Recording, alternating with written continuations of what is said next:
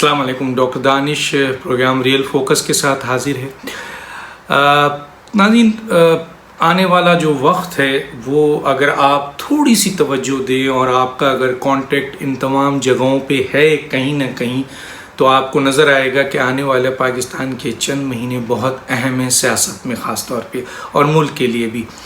देखिए, एक तरफ जो बैनुक़वामी सूरत हाल है वो आपके सामने है। मैं आज बैनुक़वामी इशू पे आपको सामने डिस्कस नहीं कर रहा हूँ, बल्कि पाकिस्तान की जो मौजूदा इस वक्त सियासी जो हालत है, जो बहरान है, जो मौजूदा इस वक्त हुकूमत अपोजिशन इदारों के दरमियान टकराव देख रहे होंगे आप, उस पर मैं बात करना चाह रहा हूँ। देखिए, चंद महीनों के अंदर आपको ये नज़र आएगा, चंद हफ्तों के अंदर भी हो सकता है कि आपको बहुत बड़ी टकराव की सियासत नज़र आए, हुकूमत और इदारों के दरमियान, इदारों और इदारों के दरमियान, हुकूमत के अपने इत्तहादियों और हुकूमत के दरमियान, अपोजिशन और हुकूमत के दरमियान, और अपोजिशन और इदारों के दरमियान। ये बहुत बड़े टकराव सामने नज़र आ रहे हैं। देखिए, टकराव में जो सबसे इम्पॉर्टेंट बात होगी वो ये है कि इमरान खान साहब जो है वो किसी भी सूरत में ये नहीं चाहेंगे कि उनके फॉरेन फंडिंग के केस, डस्का इलेक्शन धांधली का केस, या जो फैसल वाडा का केस है, या और दूसरे जो इलेक्शन कमीशन में केस अहम तरीन पड़े हुए हैं उसका फैसला हो जाए। वो ये भी नहीं चाहेंगे कि अदालतों में पड़े हुए मरीम नवाज साहिबा का फैसला मेरिट पे हो जाए। वो ये भी नहीं चाहेंगे कि इदारों के अंदर उनकी मर्जी के बगैर कोई भी तब्दीली हो, कोई ऐसी तब्दीली जो वो नहीं चाहते हैं वो इदारों के अंदर, किसी भी इदारे के अंदर नहीं चाहेंगे। वो यही चाहेंगे कि चेयरमैन नैब को जो है वो एक्सटेंशन दी जाए। वो ये नहीं चाहेंगे कि जनाब इस सिलसिले में कोई और आदमी जो है वो आए। तो बहुत सारे ऐसे मैटर्स हैं जिसके ऊपर बराह रास्त जो है वो उनका और इदारों का टकराव है, और इसके साथ साथ वो इलेक्शन कमीशन से इस बुनियाद पर भी टकराव होना है क्योंकि वो चाहते हैं कि इलेक्शन सिर्फ और सिर्फ इलेक्ट्रॉनिक मशीन की बुनियाद पे हो। दूसरा, वो ये चाहते हैं कि इलेक्शन जो है वो उन इस्लाहात की बुनियाद पे हो जो उन्होंने एक तरफा इस्लाहात बना दिए हैं। तीसरी जो इम्पोर्टेंट चीज़ है वो ओवरसीज़ पाकिस्तानियों का वोटिंग के हवाले से इन्वॉल्वमेंट है। मैं यहाँ पर बता दूँ, क्योंकि एक लिहाज से मैं यहाँ पे कई अहम तरीन जर्नलिस्टों से जो यहाँ मौजूद हैं उनसे बात की कि क्या पीटीआई का वाकई ओवरसीज़ में वो जोर है जो एक ज़माने में हम देखते थे। तो बेशतर लोगों का ये ख्याल था कि अब इमरान खान साहब की ये खाम ख्याली है कि यहाँ पर उनके साथ लोग खड़े हैं, क्योंकि इन्हीं के लोग जो हैं वो पाकिस्तान में उनके रिश्तेदार हैं, और पाकिस्तान में जो इस वक्त मौजूदा सूरत हाल है पाकिस्तान की, वो उनके रिश्तेदारों से उन तक पहुंच रही है। एक साहब ने ये कहा कि मैं अपने बीवी बच्चों को, मैं कोट कर देता हूँ, उन्होंने कहा कि जी मैं यहाँ से कमा कर अपने बच्चों और बीवी का वहाँ पेट पालता था, तो कल तक जो पैसा भेजता था उसमें वो 4 पैसे बना लेती थी।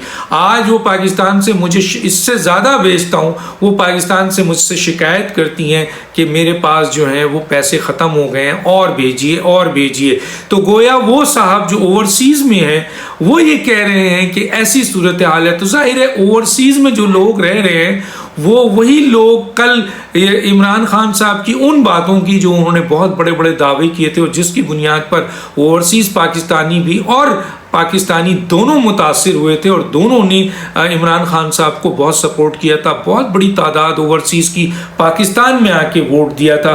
तो यहाँ पर यह बात मैं वाज़ेह करने चाहता हूँ कि उन्हीं लोगों की ज़बानी ये बात सामने है कि यहाँ पर अब वो हालत नहीं है पीटीआई की, बल्कि पीटीआई के लोग वो छुप रहे हैं, बहुत सारे मामलात में दबे हुए हैं, वो सामने नहीं आ रहे हैं। और बहुत से लोगों ने तो अपने पाकिस्तानी जो उनके रिश्तेदार हैं उनकी हालत को देखकर तौबा कर ली है। ये सूरत हाल है। लेकिन बहरहाल इमरान खान साहब का ये दावा है कि ओवरसीज़ उनको वोट देंगे, इलेक्ट्रॉनिक मशीन के हवाले से वो मरने और मारने को तैयार है, इस्लाहात के लिए वो मरने और मारने को तैयार है। जाहिर है इन चीज़ों में उनकी टकराव अपोजिशन से भी होगा और आपके इदारों से भी होगा, पार्लियामेंट से भी होगा, और आपके मेन टकराव उनका इलेक्शन कमीशन से है। इसीलिए वो देख रहे होंगे आप कि उन्होंने टारगेट किया हुआ है आजकल उनके वुज़रा ने इलेक्शन कमीशन और चीफ इलेक्शन कमिश्नर को।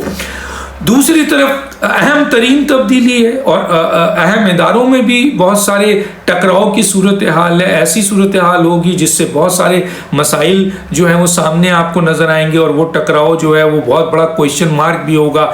एक तरफ अपोजिशन भी आप देख रहे होंगे कि वो मुसलसल, खासतौर पे GAUI PDM की मैं बात कर रहा हूँ, पीपल्स पार्टी भी अपना होमवर्क जरूर कर रही होगी, लेकिन जो PDM है वो एक टकराव की सियासत में अब सामने बढ़ने आ रही है। और GAUI को आप देख लें, मौलाना फजल रहमान साहब अपने वर्करों को मुसलसल इस वक्त सफर कर रहे हैं और अब जलसे भी करेंगे, अपने GAUI के भी जलसे करेंगे और PDM के भी जलसे, जुलूस और कारवान को देखेंगे।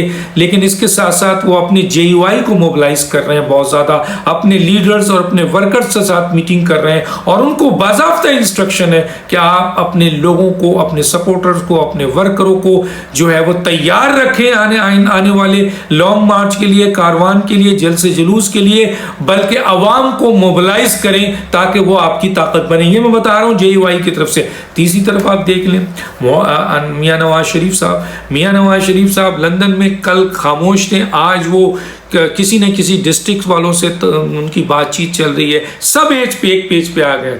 नवाज शरीफ, शहबाज शरीफ, मरियम और हमजा सब आपको एक पेज पे नजर आ रहे हैं। इसी तरीके से उनकी सारी मेन लीडरशिप भी एक पेज पे नजर आ रही है।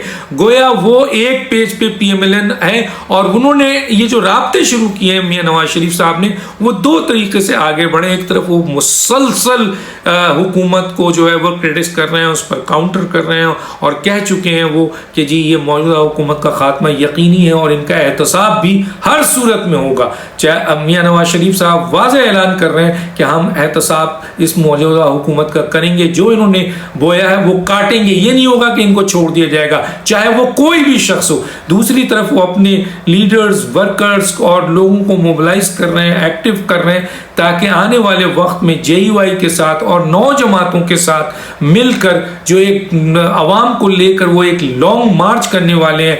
यकीनन अगर अवाम की बहुत बड़ी तादाद और इनकी अगर हिकमत अमली जुड़ी हुई और जो एक माजी में लॉन्ग मार्च मुतासिर हुआ था, अगर इनमें कोई दरार नहीं आया और ये मिलकर इन्होंने एक बहुत बड़ी ताकत से लॉन्ग मार्च किया, तो ये बहुत बड़ी टकराव होगा मौजूदा हुकूमत से और हो सकता है कि मौजूदा हुकूमत का खात्मा भी हो जाए। और मैं ये समझता हूं कि अगर अवाम की ताकत इसमें शामिल हुई, जैसा कि वो चाह रहे हैं, और खुल के इस वक्त उन्होंने अपने वर्करों और लीडरों को कहना शुरू कर दिया है कि आप अवाम को मोबिलाइज करें, हम किसी भी सूरत में अब मौका नहीं देंगे इस मुल्क की तबाही का और हम इनका मुकाबला करेंगे। और मुकाबला किस तरह करेंगे? जाहिर है वो अपने वर्कर्स, लीडर्स को मोबिलाइज कर रहे हैं ताकि अवाम को जो है वो मोबिलाइज किया जा सके। और अवाम की जो हालत है इस वक्त के, वो मर रहे हैं, बेरोजगारी से मर रहे हैं, गुर्बत से मर रहे हैं, महंगाई से मर रहे हैं, बिजली का बिल हो, गैस का बिल हो, पेट्रोल हो, कैरोसिन ऑयल हो, डीजल हो, कोई भी ऐसी चीज हो जो दवाइयाँ हो, खाना हो, पीना हो, आम खाने पीने की अशिया हो या खास खाने पीने, सब इस्तेदाद से बाहर है, लोग भूखे मर रहे हैं। तो ऐसे में अगर PDM ने अवाम की बहुत बड़ी ताकत को इस बुनियाद पर अपने साथ शामिल कर लिया कि आइए इस मौजूदा हुकूमत का खात्मा करते हैं और आपको रिलीफ देते हैं, जो आपका रिलीफ बनता है वो दिया जाएगा, तो अवाम अगर इनके साथ शामिल हो गई तो सामने कोई नहीं ठहर सकेगा। क्यों? क्योंकि ऑलरेडी GAUI इस मुल्क की सबसे बड़ी स्ट्रीट पावर है। अगर वो खुद भी अकेले निकलती है तो बड़े बड़े लोगों को हिला के रख देगी और उसके साथ मुल्क की सबसे बड़ी सियासी जमात PMLN साथ हो और PDM में भी बहुत से सरफिरे लीडर्स मौजूद हैं, चाहे छोटे छोटे लेवल पर है लेकिन वो सरफिरे हैं। अगर ये सब जमा हो जाते हैं अवाम के साथ तो एक बहुत बड़ा टकराव हम देख रहे हैं और वो हम आगे की तरफ बढ़ रहे हैं। तो गोया हर तरफ आपको इस वक्त ये सूरत हाल नजर आ रही है टकराव की। और मैंने कैसे कहा, इदारों के अंदर भी टकराव सामने नजर आ रहा है, इंतजामिया के अंदर भी टकराव नजर आ रहा है। इंतजामिया और इस वक्त हुकूमत है, जैसे मैंने कहा कि देखिए आने वाले वक्त में, मैं बहुत पहले पेशेंगोई कर चुका था कि शौकत तरीन बजट तक है, बजट के बाद इनको फारिग किया जाएगा, क्योंकि जाहिर है जिस तरह की मईशत चल रही है, कब तक वो बेचारा अकेले कैसे मईशत को दुरुस्त कर सकता। कर सकता है, और उस पर भी इस हाल में कि उसकी चलती ही नहीं हो, मतलब उसकी बात ही नहीं मानी जाती हो। सब कुछ IMF, वर्ल्ड बैंक और स्टेट बैंक के गवर्नर और आपके एशियन डेवलपमेंट बैंक के बात है, और ये बातें इनकी कोई जो बात होती है वो इमरान खान साहब को मानना पड़ता है, क्योंकि इमरान खान साहब तो इनको दे चुके हैं इस वक्त मुल्क को और सब कुछ को IMF के हवाले। तो शौकत तरीन साहब की चलती क्या है, तो उस बुनियाद पे शौकत तरीन साहब या तो इस्तीफा दे देंगे या फिर जो है वो आपके ये जो है इमरान खान साहब इनको निकाल कर सारी गन इन पे डाल देंगे। तो गोया इस वक्त मुल्क जो है एक बहुत बड़े, मैं पहले भी आपको बता चुका हूँ कि अक्टूबर का महीना बहुत ही इंपॉर्टेंट है। इमरान खान साहब अक्टूबर के इस महीने के अंदर अपनी मतलब की 3-4 चीजें चाह रहे हैं। अगर वो चीजें उनको मिल जाती हैं तो फिर तो वो बहुत तेजी से और बहुत ही जो कहना चाहिए खतरनाक तरीके से वो आगे बढ़ेंगे। और अगर उनकी मकसद पूरा नहीं होता है और वो अपने इन मकासद को हासिल नहीं कर सकते हैं तो यकीनन फिर ये अपने लिए कोई रास्ता तलाश करेंगे सेफ पैसे, जैसे मैंने कहा कि वो निकलने का, क्योंकि उनमें दम नहीं है कि इन चीज़ों के बगैर वो इलेक्शन लड़ें और इलेक्शन जीत जाए या इलेक्शन में कोई अच्छी अपोजिशन पैदा कर सके। नहीं, फिर इनके साथ कोई नहीं खड़ा होगा, क्योंकि अभी भी PTI के बहुत से मेंबरान मैसेज भेज रहे हैं नवाज शरीफ को कि खुदा के लिए हमें शामिल कर लीजिए, खुदा के लिए आप हमें दोबारा अपने साथ ले लें, हमें आप सिर्फ हमारी जो इम्पोर्टेंस है इसको कायम रखें, हमें कोई टिकट दे दीजिए, हम आपके साथ खड़े, हम PTI के साथ नहीं खड़े। ये बहुत बड़ी तादाद PTI के इलेक्टेबल्स की ये है। सिर्फ PTI में इमरान खान के साथ वो लोग खड़े हैं जिनको ये पता है कि अब ना उन्हें जमात इस्लामी लेगी, ना MQM लेगी, ना PMLQ लेगी, ना उनको। जब ये लोग नहीं लेंगे तो सोचिए पीपल्स पार्टी और PMLN इनको कैसे लेगी और JUI लेगी। तो ये इनका कब्रिस्तान बनेगा। बहुत से नाम है, मैं ले सकता हूँ। तो वो इमरान खान साहब के साथ मिलकर गालम गलोच कर रहे हैं, और वो लोग जो ATM मशीन है, जो अमेरिका से आए हुए हैं, जो UK से आए हुए हैं, जिन्होंने इस मुल्क को PTI की मौजूदगी में न सिर्फ बहुत बड़ी तादाद में लूटा है, बल्कि वो जो है वो लूट लाट के जब आखिरी में देखेंगे जिन्होंने यहाँ से निकल जाना है, पूरा होना है, और इमरान खान से पहले चले जाएंगे, याद रखिएगा। तो सूरत हाल इस वक्त ये है कि ऐसी कंडीशन थे। एक और बात जो मैं बार बार कह रहा हूँ वो ये कह रहा हूँ कि इमरान खान ये भी कर सकते हैं, ये ज़रूर आप देखिएगा कि इमरान खान साहब ये भी कर सकते हैं कि कोई इमैच्योर फैसला ऐसा कर दें, इस पोजीशन को इस्तेमाल करते हुए जो उनके पास वजारत उज़्मा की पोजीशन है, वो उसको इस्तेमाल करते हुए एक ऐसी इमैच्योर एक्शन कर जाएं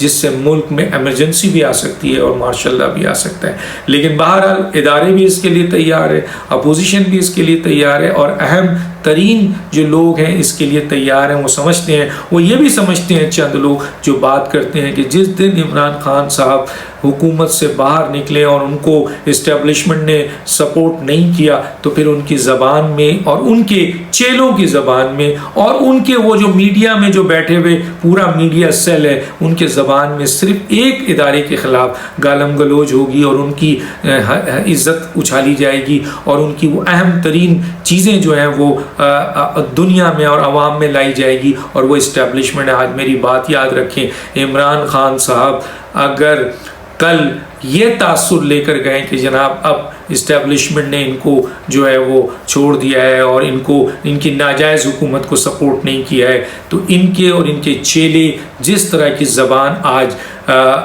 मीडिया के लिए इस्तेमाल कर रहे हैं, अपोजिशन के लिए इस्तेमाल कर रहे हैं, हर उस शख्स के लिए जिनको वो समझते हैं कि वो उनके मुखालिफिन हैं, वही ज़बान लिख लीजिए इस्टेब्लिशमेंट के लिए इस्तेमाल होगी, बल्कि उससे ज़्यादा सख्त इस्तेमाल होगी। तो दानिश को इजाज़त दीजिए। अल्लाह हाफ़िज़।